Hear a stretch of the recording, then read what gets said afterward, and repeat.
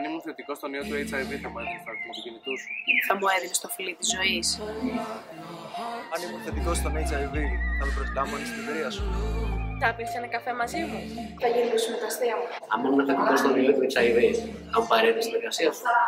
Θα ήθελες να σου κάνω μάθημα. Αν ήμουν θετικό στο HIV, θα ερχόσουν στο πάρτι. Ή θα μου σταματούσες να με κάνεις παρέα. Γιατί θα με αντιμετώπιζες ισότιμα όπως κάθε άλλο άνθρωπο. Αν ήμουν θετικός στον ιό HIV, θα πήγαινες διακοπές μαζί μου. Θα μου κάνεις δράκα. Θα έβγαινες μια βόλτα μαζί μου. Αν ήμουν θετική στον ιό HIV, θα πηγαίναμε μαζί διακοπές στο καλοκαίρι. Αν ήμουν θετικό στο HIV, θα έπαιξα το ποτήρι μου. Θα σε κανονίσω μαζί μου. Αν ήμουν θετικό στον ιό του HIV, πηγαίναμε για ποτό. Αν ήμουν θετική στον ιό HIV, θα πηγαίναμε μαζί. Αν ήμουν θετικό στο HIV, θα ερχόσουν στο πάρτι.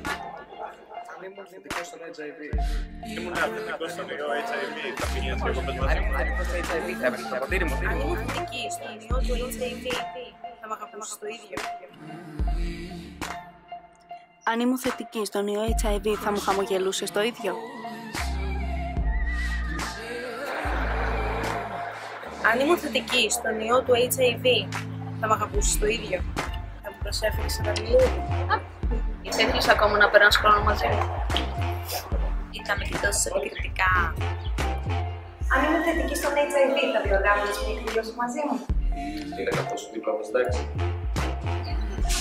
αν ήμουν θετικό στον HIV, θα με βλέπει όπως με βλέπεις τώρα. Θα χόρευες μαζί μου. Θα ξάπλυνες την ίδια πετσέτα μαζί μου στην παραλία. Θα καθόσουν δίπλα μου στην τάξη. Θα ερχόσουν μαζί μου στη Χαλκιδική για διακοπές. Αν ήμουν θετικός στον HIV, θα πήγαινες μαζί μου μια βόλτα. Θα έπαιζε πάρτι μαζί μου. Αν ήμουν θετική στον ιό HIV, θα ήθελες να έρθεις μαζί μου στα χαμένα. Αν ήμουν θετική στον HIV, θα έβγαινες μαζί μου για δείπνο.